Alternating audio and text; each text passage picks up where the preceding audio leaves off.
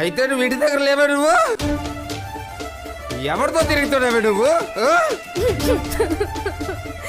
ఇంటికి రా, నేనే నీ పని చెప్తా.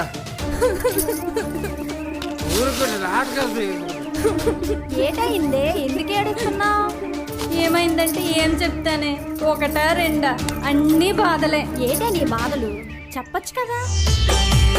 ఏమని చెప్పి